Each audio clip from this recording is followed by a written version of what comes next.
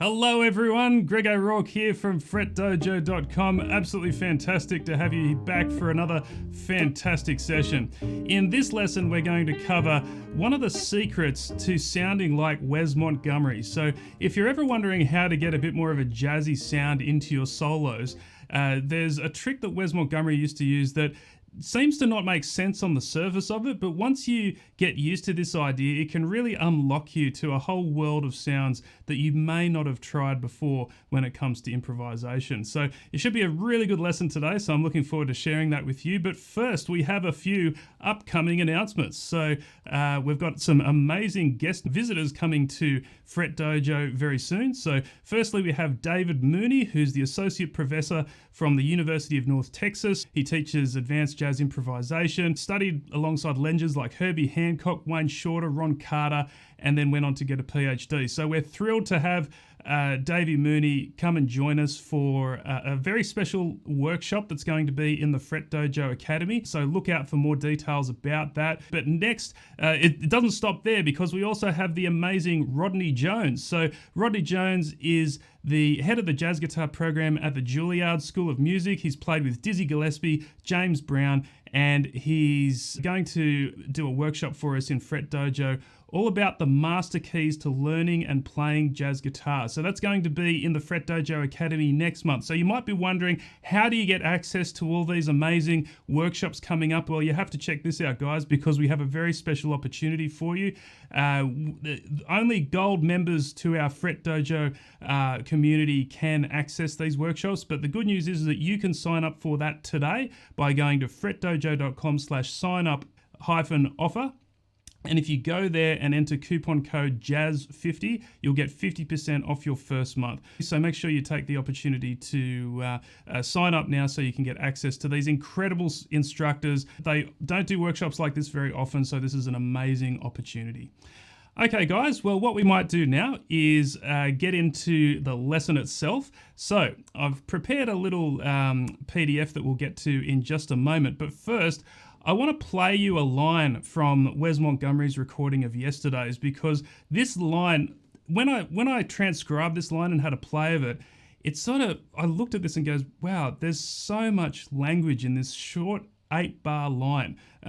Basically the essence of so many jazz concepts can be contained in this short phrase of music. So let me do my best to do this justice and play this to you now, and then we'll break it apart and turn it into some exercises that you can apply to the fretboard to get that improvisation happening. Okay, so I'll just go to my other camera now. Here we go.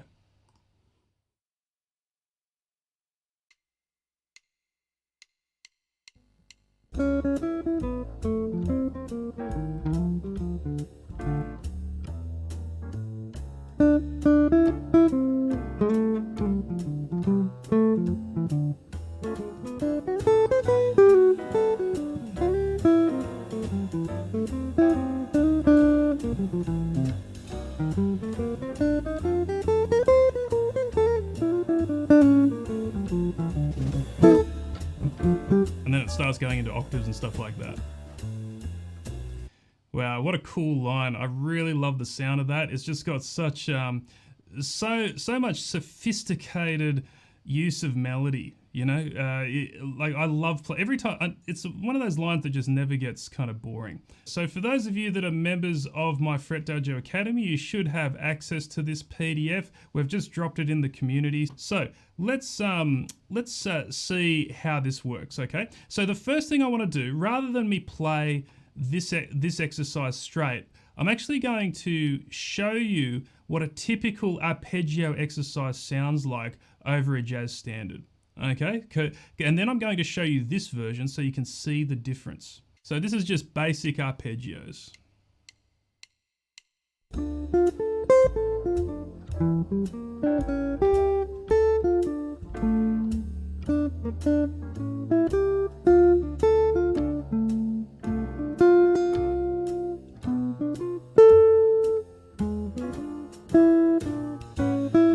See, like, it sounds okay, you know what I mean? Like, I wouldn't say that sounds bad. It sounds kind of like nice. Everything sounds right. but it sort of sounds a little bit wrong at the same time. It's sort of like there's not much there, you know, there's not a lot of expression in the harmony there. Okay, but now let's look at this other exercise that I've put together. Check it out.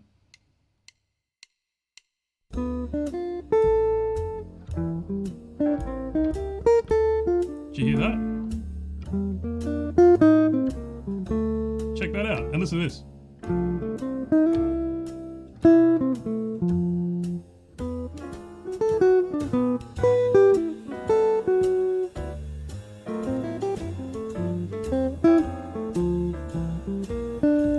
Okay, you kind of get the idea. I kind of didn't play that perfectly in rhythm then, but you can kind of hear what's going on compared to the standard arpeggios. There's a lot more harmonic expression in the melodies now. Let's maybe, I'm going to go straight to this one. This A7 flat. Actually, you know what? Let's go this one here. Okay, I like this. Ignore this /C, that just means a C in the bass for the bass player. But essentially it's like a D minor on C, which is like a D minor 7 chord. Okay, so we have D minor 7 on the lead sheet, but this is being played. Okay, you can see that in brackets below I've got F major 7 arpeggio. D minor 7 on the lead sheet, F major 7 arpeggio. But that doesn't make sense. Like, how can you see one chord on the lead sheet and just play a totally different one? In fact, that's the whole secret. Okay, so if you just stop watching this live stream right now, that's pretty much it. You see one chord on the lead sheet and you replace a different one in its place. Okay, so let's have a look at how this works though. We're going to zoom in a bit here. So we've got these notes here. Now, in D minor 7, we usually have a D, F, A, and C. Okay, so there's these 4 notes in a D minor 7 arpeggio. But look what's happening here. We have F, A, C, E. Okay, but you can see how here, there's 3 notes that are the same. Okay, so these 2 chords share some chord tones. Okay, it's just that they're different. In this case, the F is the root, but in this case, the F is the third of the chord. But there's one that's missing. We're missing the D. See, that's not there. And in this F major 7 arpeggio, we have an E. So we've stripped the root, essentially, and we've added an extra interval. So this is a way, seeing one chord, as long as you know what chords you're substituting, you can't just randomly play any other chord in the place of another one.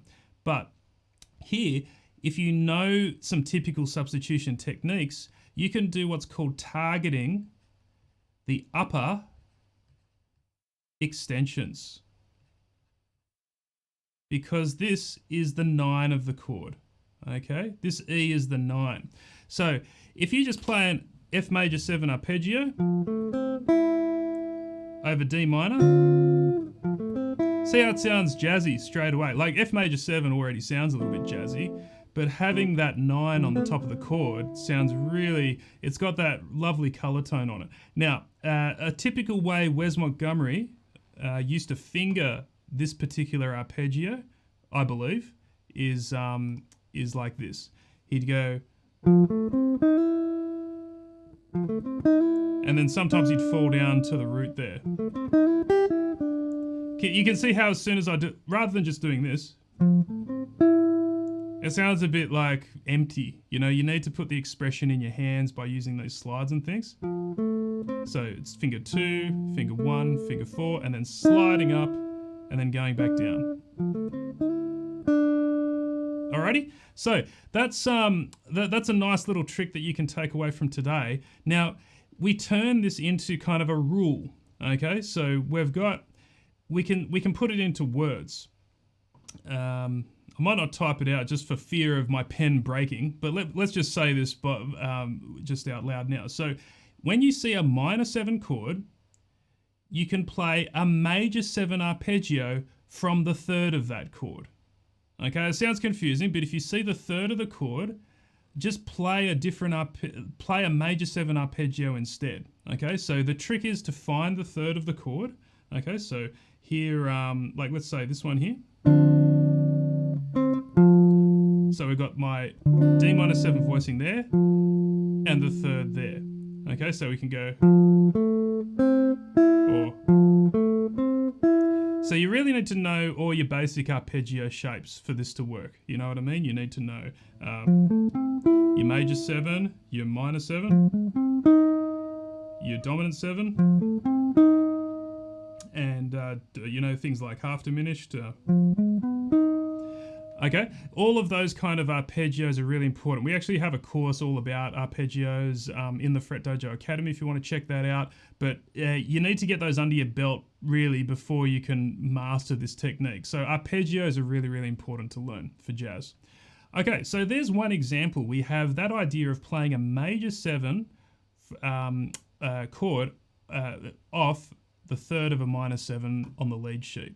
So I'm just going to use that a lot because the start of yesterday's has a lot of D minor in it. So I'm just going to improvise and use that now. Let's see what that sounds like. And you can try this at home if you've got your guitar.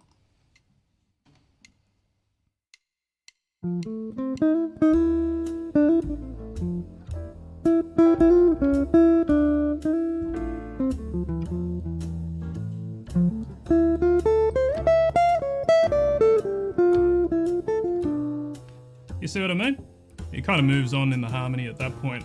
But yeah, very tasty lines, and all I was doing then was basic chord tones with that substitution mainly being used, and it sounded really cool.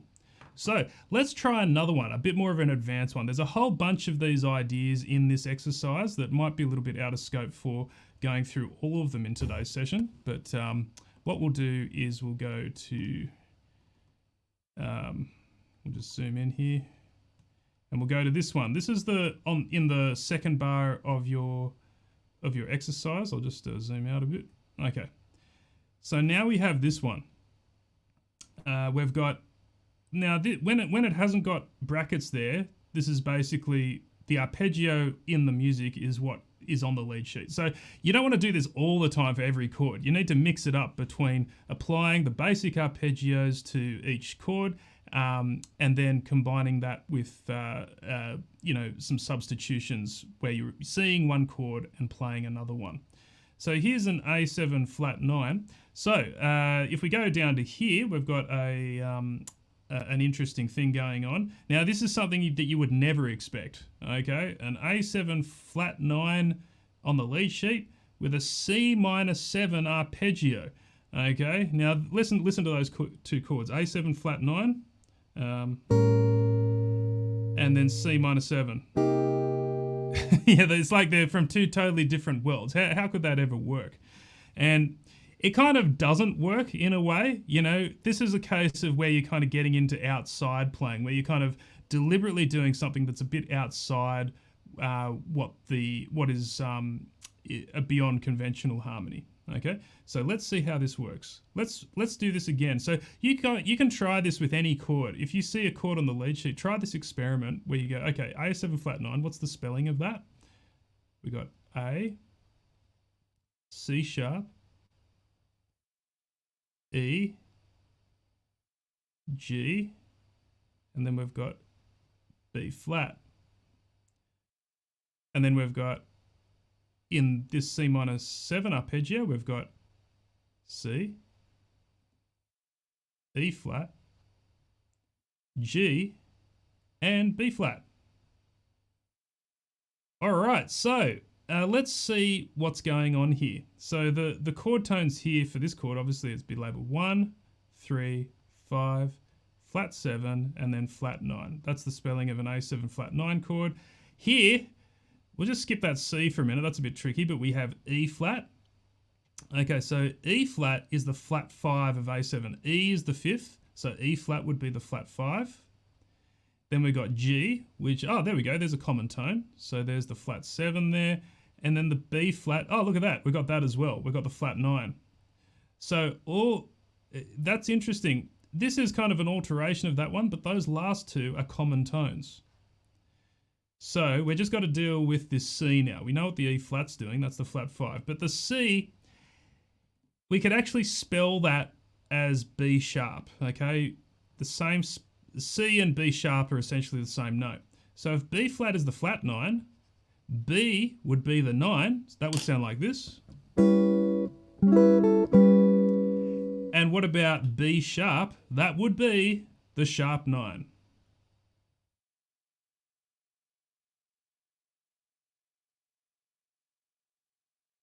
Okay, so now we've got this. And that's a super jazzy sound. Okay, so if we've got A7, and see how it does really sound outside, but that's what you need. If you're going to sound interesting in jazz, you need to put a few of these interesting substitutions in there. Another way that you could look at this actually, I just saw it here, is the C minor 7, it's actually got the same notes as E flat 6. And for those of you that are a bit more advanced, A7 and E flat are a tritone apart. Okay, so it's almost like it's a quasi tritone substitution. So that's really what's going on here. So it's a tritone substitution, but instead of in the heat of the moment going, okay, I need to do a tritone substitution over A7, and then you kind of sit there like a deer in the headlights. You just go, oh yeah, I just play C minor 7 arpeggios and I'll get that sound. It's a much faster algorithm to soloing if you use these kinds of substitutions rather than thinking in theoretical terms. Now, I don't know if Wes Montgomery was thinking like that. I suspect it was maybe more an intuitive process where he kind of just knew if he wanted that sound, he would play those patterns, but maybe not. Maybe he did actually have full theoretical knowledge of this, but you can see how it can strip away the complexity. I know it is a little bit complex because you've got to think of seeing one chord and playing another, but you get used to it. You know, after a while, you see D minor 7, oh yeah, and you can play this really nice major 7 arpeggio over it, and it sounds really hip.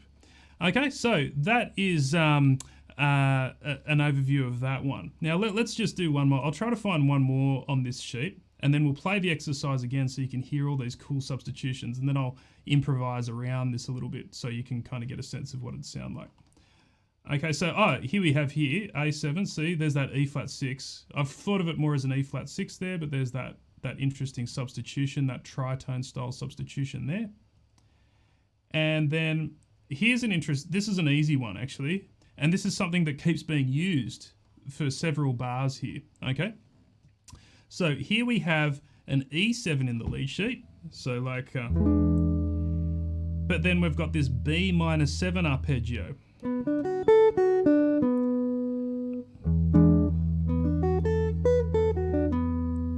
See how that sounds it's got this sort of ethereal kind of quality about it. That's where the upper extensions again are being targeted. I won't do this kind of full in-depth analysis on this one, but we can see that the chord tones essentially being targeted here are the 5th of E7. Even though it's the root of B minor 7, it's the 5th of E7, it's the flat 7 of E7, it's the 9, and what's that? That's the 11, isn't it? So you've got this really nice quality of upper extensions, and getting away from the root is really important when you're improvising. Remember that the bass player, he plays the root all the time, okay? So that's so prominent in the bass. If in counterpoint, when we're talking about counterpoint, if you just play the roots all the time, you're just kind of doubling what the bass player is doing. So you want to get away from that and start to play at least with the thirds. You know, that's a great place to start.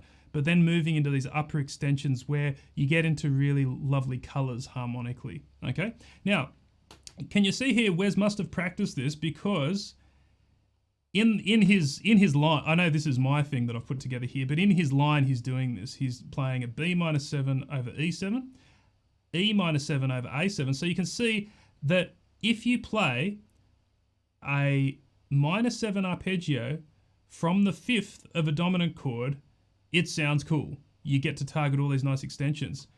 E minor 7 is the 5th, is off the 5th of A7. E is the 5th of A is the 5th of D. You see what I mean? So this same substitution happens 3 times. Okay.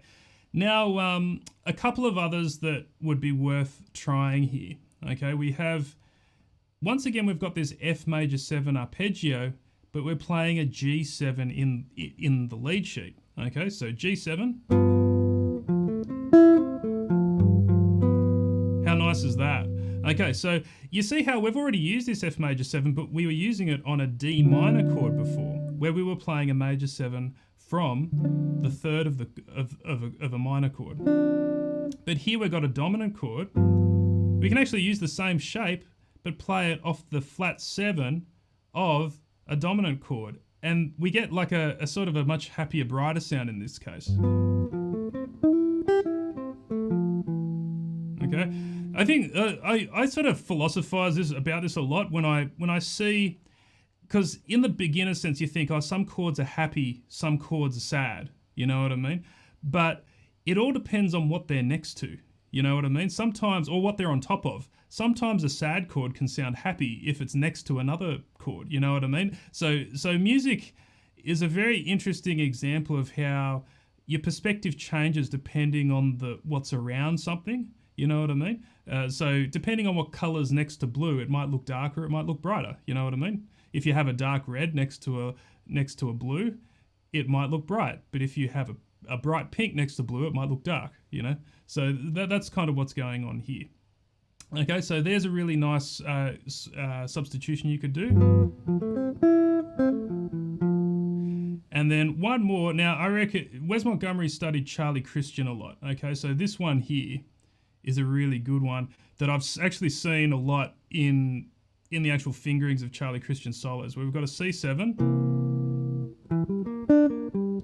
You know, that sounds really like Charlie Christian to me, where we're playing an E minor 7 flat 5 shape off the third of a dominant chord. Okay, so I listen to these different substitutions I could do. With C7, I could play a major 7 off the flat 7. That sounds really nice. Or I could play this one from E minor 7 flat 5 from the third. And notice how I'm not really targeting the root at all. I'm getting away from the root. So seeing one chord, playing another, it enables you to play in this world of upper extensions. Okay, so really useful technique, this one. So how to practice this exercise? What I would suggest you do, just like how I did when I first played this sheet to you at the start of the lesson, is just play it and just listen. You know, listen to what it sounds like, or even just rewind this video once the replay's up, and just watch me play it a couple of times and just get a sense of it. And then what I would do is start to mess around with the notes. It's kind of like painting by numbers. These notes here are things that you can use in your solo. So you know these notes are going to sound good as long as you play them around each chord. And so what I'm going to show you now is kind of like a more improvised version where I'm using these ideas, but I'm still looking at these notes on the sheet. And this is a great way to get a sense of how to apply this. So let me show you that now. Okay, let's give that a go.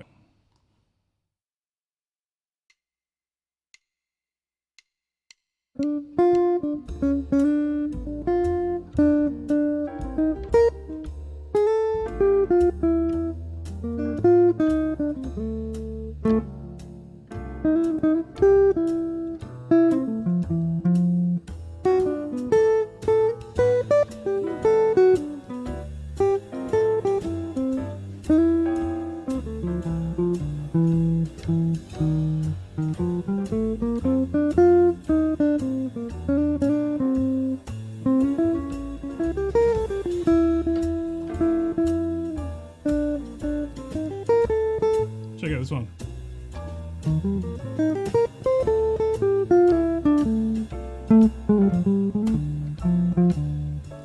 See, I'm not trying to target them all.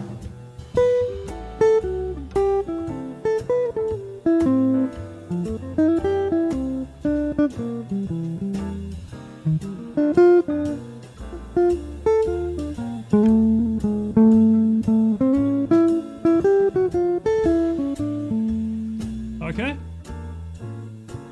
cool. So there's an example of how we can use these substitutions in a kind of an improvised way. So I was just, I wouldn't say that was the most amazing solo then or anything like that, but it's more I was just exploring the sounds. Okay, so treat your practice as a bit of a laboratory. You know, like when you're introduced to an idea like this, just kind of sit with it for a while, mess around with the sounds, and have a bit of fun with it. I'd really like to thank you guys for sticking around. I know we had a few tech problems in the take one of this, but you know, like I'm sure that happens with like, if you ever go and see a live TV broadcast, sometimes they have to do a retake. So thanks very much for sticking around. It was really cool to have everyone on the call today. So make sure that you check out our website, FretDojo.com. There's heaps of other free stuff, a fantastic community you can sign up for there. So I might just tell you about that before we wrap up. For those of you that haven't joined our community yet, you can start your free membership to FretDojo today by going to FretDojo.com/gift.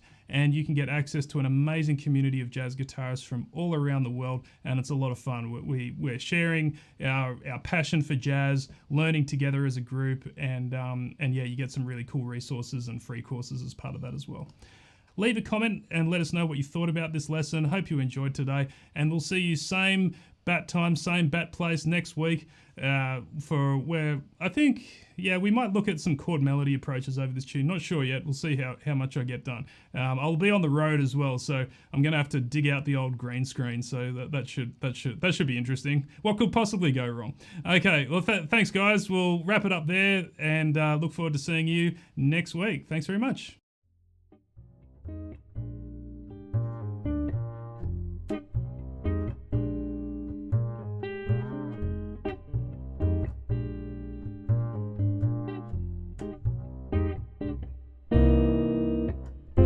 And for more jazz guitar lessons, tips, and free stuff, visit www.FretDojo.com.